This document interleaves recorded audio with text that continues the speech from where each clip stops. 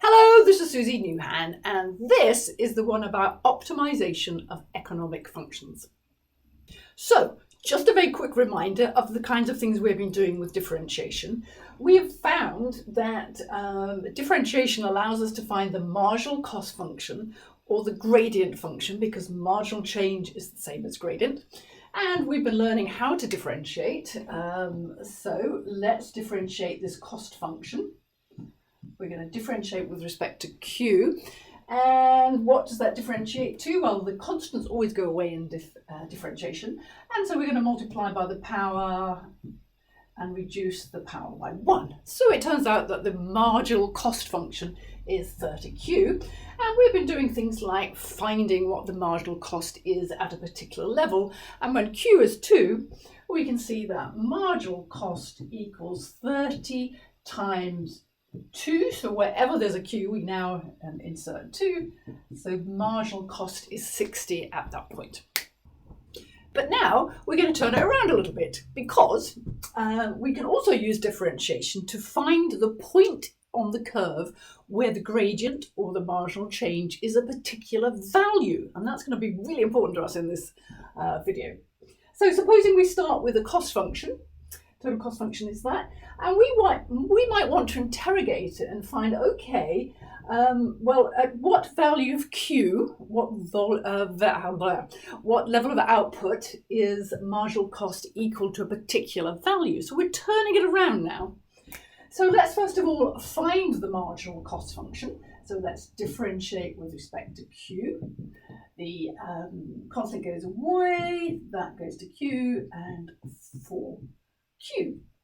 So now we don't know the value of Q that we're interested in. We're trying to find that out. So what we're going to do is take this marginal function and set it equal to the level that we're interested in.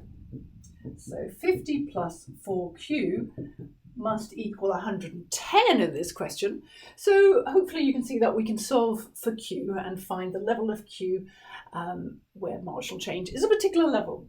So what have we got? We've got 4Q equals 60. I'm bringing 50 to the other side, and then I'm dividing both sides by 4. So Q equals 15. So the answer is, when Q is 15, that's when marginal cost is 110.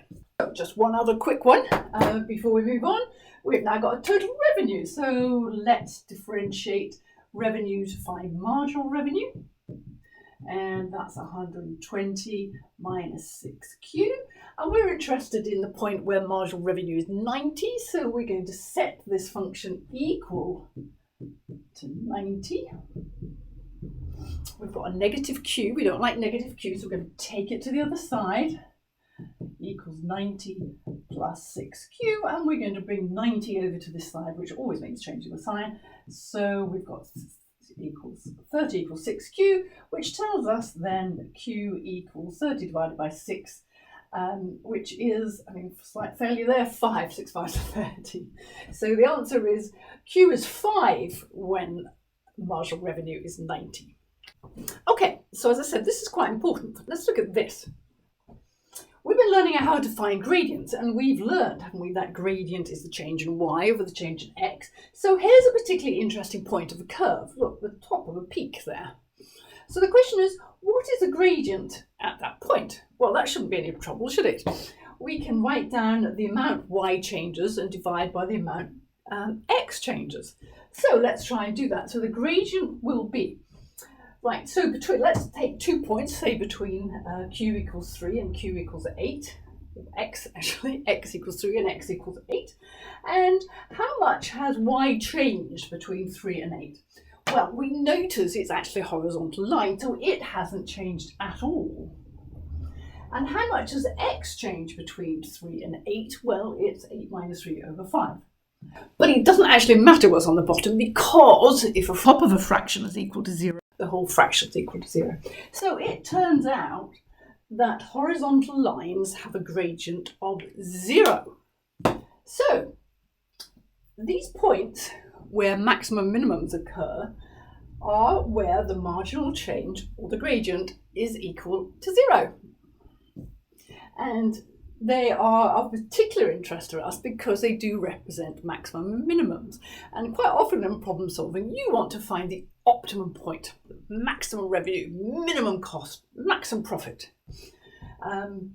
So if we can locate these points where the gradient is 0, we have a way of identifying the maximum minimums, which is of paramount importance often.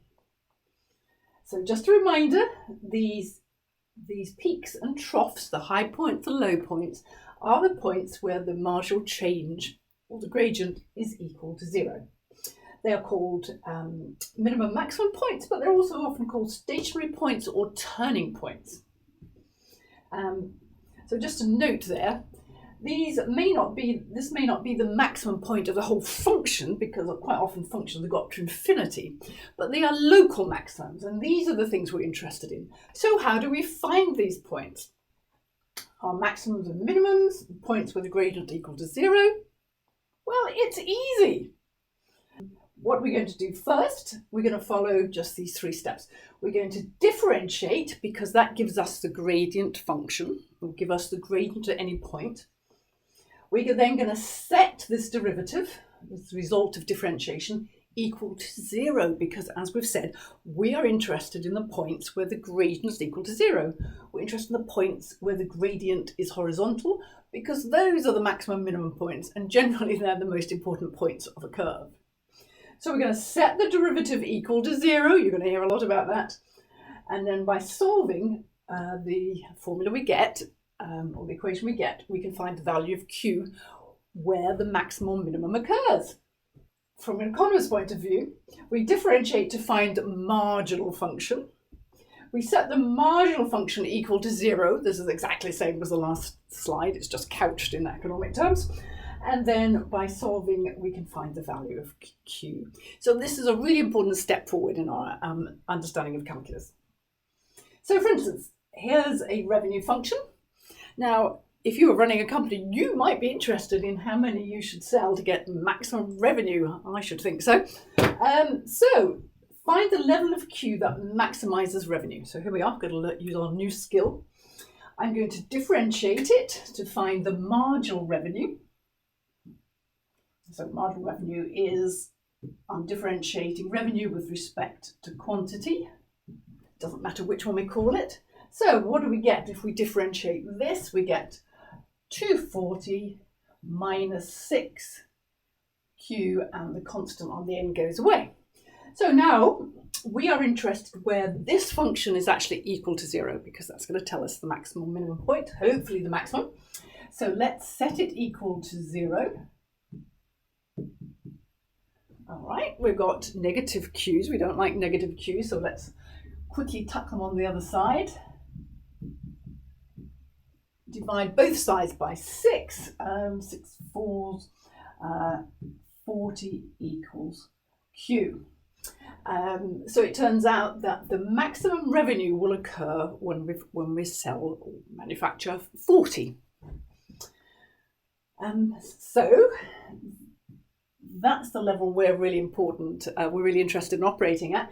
So what is the revenue at that point? Well, we go back to our original revenue function. So revenue will equal, at the maximum point, everywhere there's a Q, we will put 40. Oh, I'm going to need a calculator here. 30, 40 squared minus 5. So it turns out that revenue is going to be equal to 240 times 40 plus 3 times 40 squared minus 5. 14,395.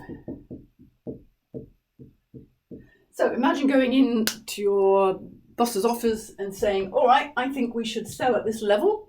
And they're going to ask, well, what amount of revenue is that going to bring? You say, well, it's going to bring that amount of revenue.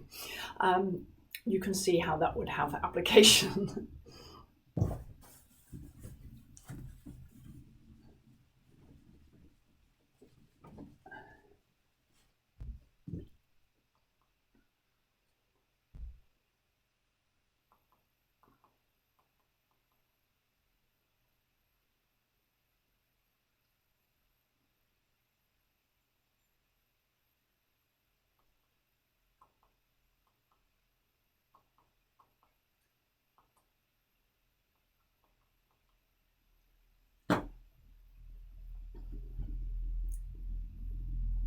So let's use our new skill. We've been asked to find, given this total revenue function, what is the so let's use our new skill. We've been asked to find the level of sales, perhaps, that will maximize revenue. So all we have is a total revenue function, but that's okay, we can do this. What value of Q is going to give us a maximum value for R? You can see that might be of use. Well, as we learned before, we are going to differentiate it. We're going to find the marginal revenue function, which means differentiating with respect to Q. That's going to give us marginal revenue. And so 240Q becomes 240.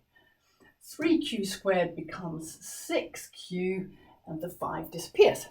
So we now need to set that equal to 0 because we are interested in the point where the gradient is equal to 0. The horizontal points, because they give us the maximum and the minimum points.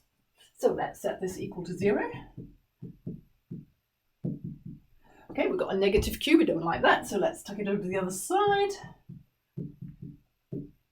So now we divide both sides by 6, and that's 40, I hope. So it turns out that the optimum level of sales here is 40. After that, we start cannibalizing total revenue because we have to drop prices in order to sell more.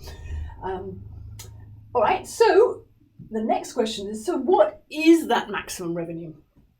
Well, we'll find that by substituting this level of Q into this function here, because this function gives us the amount of revenue at any level of Q, and we're interested in a particular level of Q now.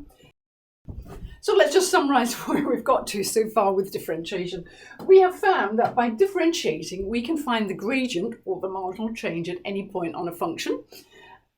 And we've now found out that if we set that marginal change or that gradient equal to 0, we can find the maximum minimum points of the curve.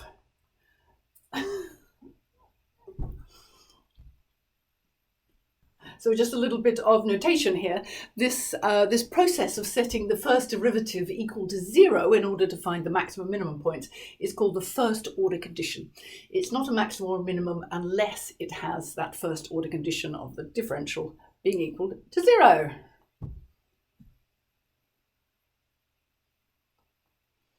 So let's just have another example of this. So we've got the graph all ready to go here.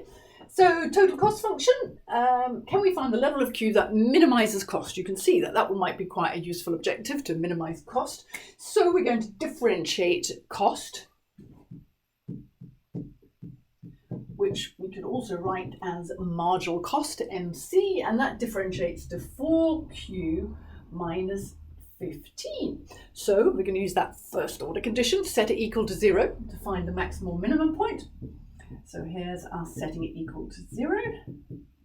We can move the 15 to the other side, and it turns out that Q is 15 over 4, which I believe is 15 over 4 actually.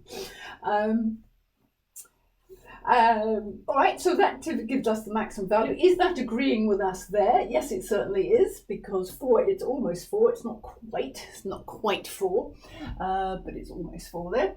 And so from that, we can also find what the minimum cost is by substituting that back into here. So the minimum cost is going to be where Q is 15 over 4. So we would just substitute it back in. Every place we see a Q, we substitute in 15 over 4. And if we put that into our calculator, we will get a number somewhere between 90 and 100 by the looks of it.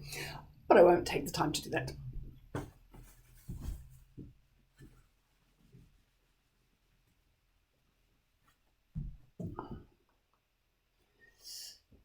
So we have found how to find maximums and minimums. But so far, we haven't been making the distinction. And you might understand that if we're looking, if you're an analyst, we're very interested in the difference between maximum profit or minimum profit. Clearly, we need a way of distinguishing them. It's not enough that the first derivative is equal to 0. That's just the first part of the process to find where it is. It doesn't tell us what it is. So no wonder our friend here looks confused. Okay, so how do we know if it's a maximum or a minimum? So here's another kind of exercise we've done before. That's our revenue. If we now differentiate the revenue function, set it equal to 0, that first order condition, and solve, we find that maximum revenue occurs when Q equals 4. And when Q equals 4, we can see that revenue is 29 by substituting in 4 everywhere there's a Q. But the huge question is, how do we know if that's a maximum or minimum? All right, so that's what we're talking about now. Very important next step in our calculus education. So how do we find out if it's a maximum or minimum once we've found one of these points? Fortunately, it's easy.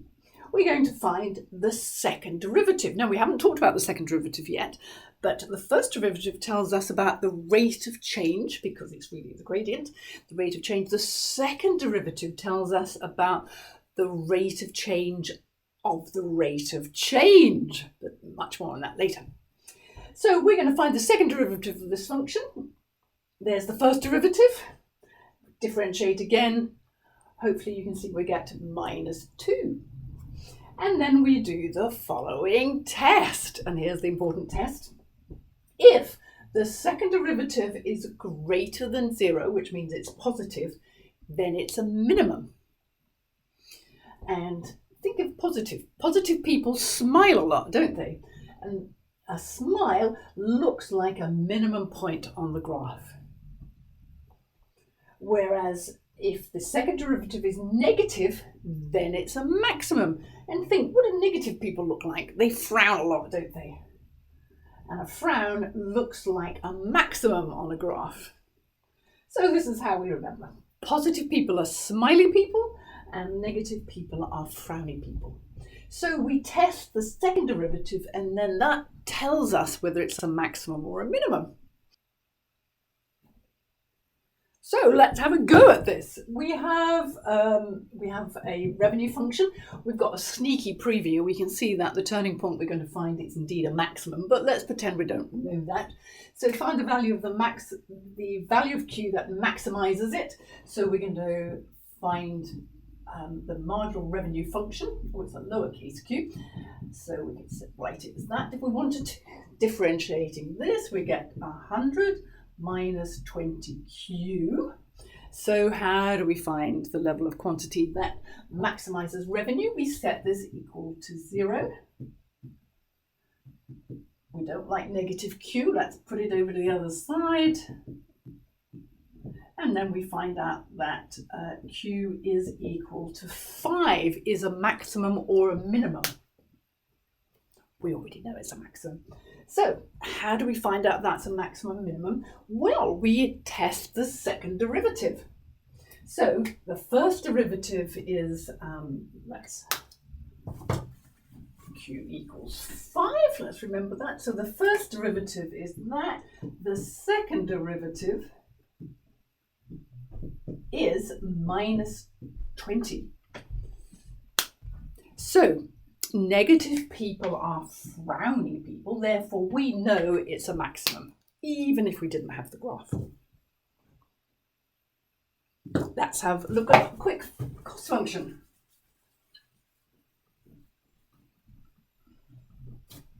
Oh, spoiler alert, it looks like it's a minimum, doesn't it? So here's our differentiating the cost to make marginal cost 4q minus 15, setting that equal to 0. We've got 4q equals 15, so q equals 15 over 4. Is that a maximum or a minimum? Well, we're going to have to differentiate a second time. So here's us finding the second derivative of total cost. It's 4. 4 is a positive number. What do we know about positive people? They are smiley people, so we know it's a minimum.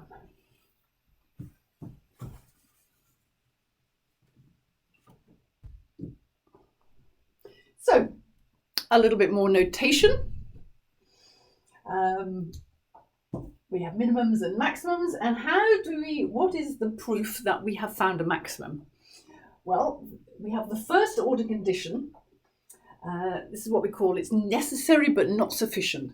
If the first order condition, that the first derivative is equal to 0, if that's true, then we know we have a turning point. We know we have a maximum or a minimum, but it doesn't yet tell us it's a maximum. This second order condition is that the second derivative must be negative, and that's it. For a minimum, the second order condition must be positive for it to be a minimum. So don't forget the 2 big news that we have on calculus, and here's some questions to test yourself. I hope this was helpful. So if you freeze frame now, I will put the answers up afterwards.